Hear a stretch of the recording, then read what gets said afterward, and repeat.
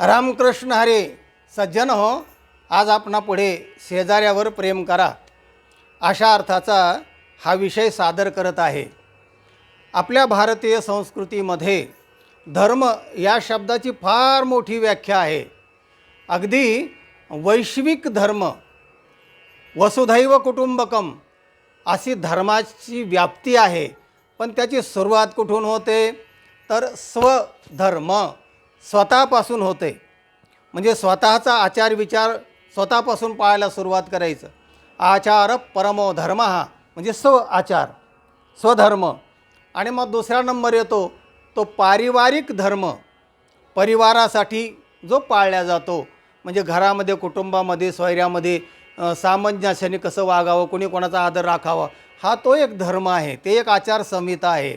आणि तिसरा जो धर्म येतो तो येतो शेजार धर्म. आणि शेजार धर्म हा सर्वात महत्त्वाचा धर्म समजला गेलेला आहे. कारण आपल्या सुखदुःखामध्ये लवकर शेजारी येऊ शकतो आणि आपणही धावून त्याच्या सुखदुःखाला भाग घेऊ शकतो.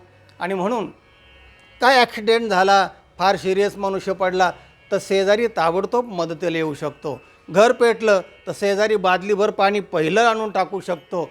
म्हणजे कुठल्याही सुखदुःखाला शेजारी लवकर येऊ शकतो, असा तो शेजार धर्म आहे. आणि म्हणून शेजाऱ्याशी सामंजस्याने वागावं, त्याच्यावर प्रेम करावं, असा हा आजचा आपला भाग आहे. तेव्हा याच्यामध्ये एक फक्त अडचण आहे, ती म्हणजे जवळजवळ राहत असल्यामुळे कुठल्या ना कुठल्या एखाद्या मुद्द्यावर भांडण होण्याची शक्यता असते आणि गैरसमज होण्याची शक्यता असते. आणि मग त्याच्यावर भांडण झालं की मग शेजाऱ्यामध्ये सुद्धा आबोला तयार होतो. एकमेकाशी बोलत नाहीत किंवा त्याचं मी बघतो तो लय आगाऊपणा करतो वगैरे असं सुरू होतं नंतर. पण तसं जर झालं तर काय तोटा होतो, तर त्याचं एका सुभाषितकाराने फार छान सांगितलेलं आहे. हिंदी सुभाषित आहे. एकदा दात आणि जीभ हे शेजारी शेजारी राहतात. दात 32 आहेत आणि जीभ एकटी आहे. दात जे आहेत ते आपल्याला वाटतं ते पुल्लिंगी आहेत, पण वाटतं आपल्याला की ते नपुंसकलिंगी आहेत. ते दात म्हणजे तो समूहवाचक शब्द आहे आणि बहुवचन असल्यामुळे ते असं आपण वापरतो. पण एक दात घेतला तर तो दात म्हणजे पुल्लिंगी आहे. असे अनेक पुल्लिंग होऊन ते दात 32 दात आहेत. तेव्हा आणि जीभ मात्र एकटी आहे, ती स्त्रीलिंगी आहे, ती जीभ. हे शेजारी शेजारी राहत असल्यामुळे दाताला जिभेचा नेहमी त्रास होतो. म्हणजे ते त्रास मानतात. कारण दंत्य जे वर्ण आहेत त, थ, द, ध, न हे 5 वर्ण उच्चारताना दाताला जीभ धडकते आणि त्या दातांना त्रास होतो. म्हणजे ते मानतात, अशी धडकत नाही की ते पडतात म्हणून. पण त्रास होण्याचे कारण असे साध्या गोष्टीहून आम्हाला त्रास होतो. अरे कसला त्रास होतो, पण त्या दातांनी विचार केला की हिची एकदा जिरवली पाहिजे. फार सुरसुर करते, आपल्याला धक्का देते, अहो करते. त्यांनी मीटिंग घेतली आणि त्यांनी सांगितलं की हिला एकदा दमच भरूया, बघूया काय. आणि मग दातांनी त्या जिभेला दम भरला. काय सुभाषित बघा. दात कहे जीभ को हम 32 तो अकेली माय, एक बार चाव जाऊं तो फिर याद कहा जाय. दातांनी जिभेला दम भरला. हे बघ, जास्त सुरसुर करायचं नाही, आगाऊपणा करायचं नाही, आम्हाला धडका देतेस तर आम्ही 32 आहोत, तू एकटी आहेस. एकदा का कचा आम्ही चावलं तर तुझी फिर्याद कोणीकडे जाईल. त्या जिभेने शांतपणे सगळं ऐकून घेतलं आणि ती म्हणली, का रे, स्त्री आहे म्हणून मला दम देता काय, आणि तुमचा समूह मोठा आहे, बहुमत आहे म्हणून मला दम देता की काय. तेव्हा जिभेनं पण त्यांना दम भरला, त्याला प्रतिक्रिया व्यक्त केली.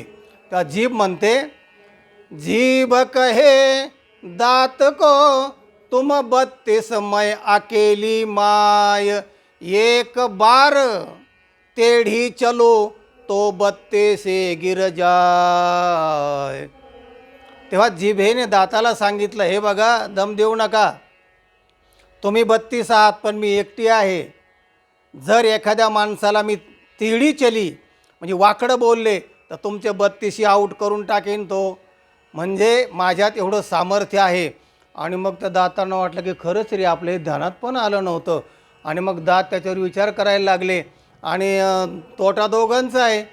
दातांनी चावा घेऊ शकतात आणि जीभ जर वाकडी बोलली कोणाला तर ते बसाळ आऊट करू शकतात.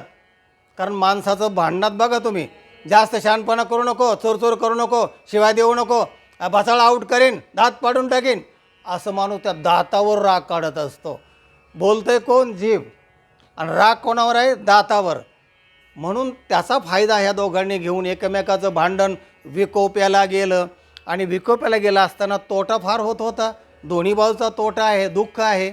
आणि मग दाताच्या पाठीमागे ज्या दाढा असतात ना, दाढा इकडे आणि इकडे असतात, तर त्या दाढा जरा समंजस होत्या. ती दाढ आणि म्हणजे ती पण स्त्रीलिंगी आहे दाढा. तर त्यांनी त्या जिभेची बाजू उचलली, स्त्रियेची बाजू उचलली त्यांनी. आणि म्हणले हे बघा आपण जरा आता युती करूया. कारण दाताचाही तोटा आहे म्हणजे आपल्या पार्टीचाही तोटा आहे आणि जिभेचा पण तोटा आहे. चावलं तर मग ते जीभ रक्तबंबाळ होईल. तेव्हा असं करणं हिताचं नाही, शहाणपणाचं नाही. त्यामुळे आपण युती करूया, सामंजस्य राखूया आणि एकमेकाला सहकार्य करूया आणि शेजारी शेजारी आनंदाने वागूया.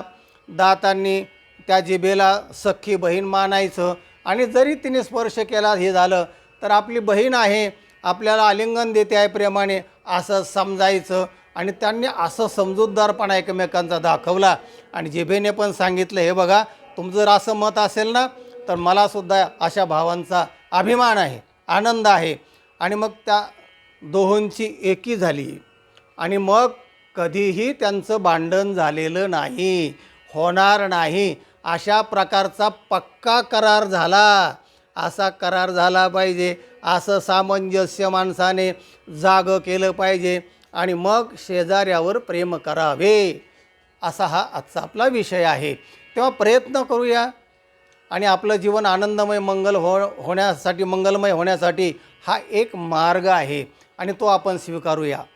सज्जनो, हा व्हिडिओ इतरांना पाठवा, लाईक करा आणि ज्यांनी चॅनलला सबस्क्राईब केलं नाही त्यांनी जरूर सबस्क्राईब करा. रामकृष्ण हरी.